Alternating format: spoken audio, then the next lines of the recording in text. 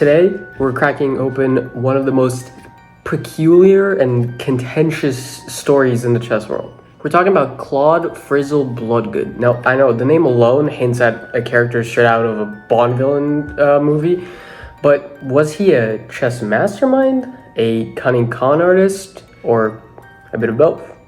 Let's dig in.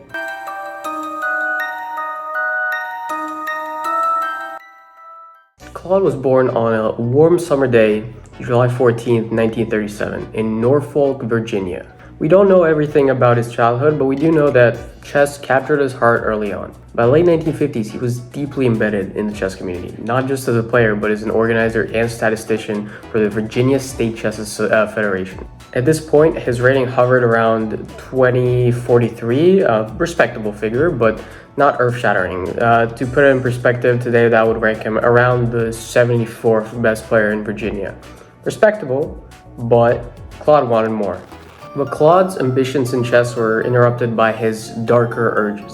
The 1960s saw him dip his toes into less legal activities, from burglaries to forging checks from his own parents even. Talk about family drama. His criminal ventures landed him in prison, not once, but multiple times.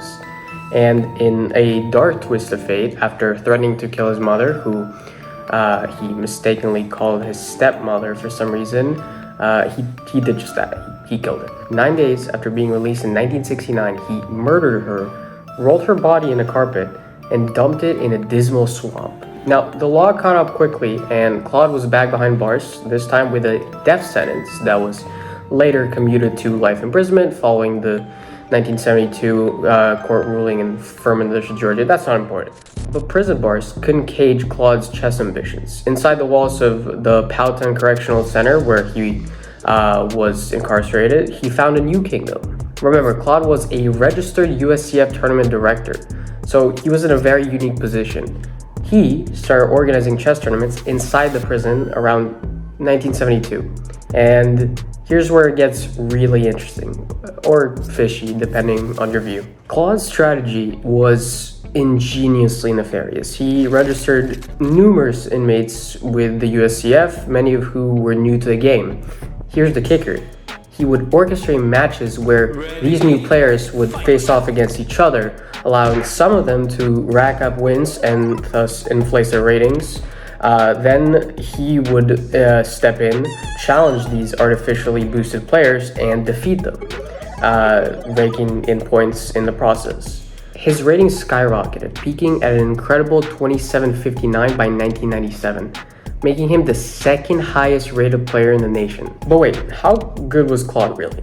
So some critics argued that his actual chess strength was a lot lower, more so in the range of 1800 to 2100, which, hey, it's pretty solid. It's better than me. His favorite opening was the Grob. Yes, the Grob, which starts with G2 to G4. If you don't know, it's a move that's scoffed in serious play, but it was his signature. Claude died in 2001 in prison. He died from lung cancer, but he left behind a legacy. Despite his notorious reputation, he had a lot of influence. His case prompted the USCF, US Chess Federation, to overhaul its rating system, aiming to prevent similar manipulations in the future.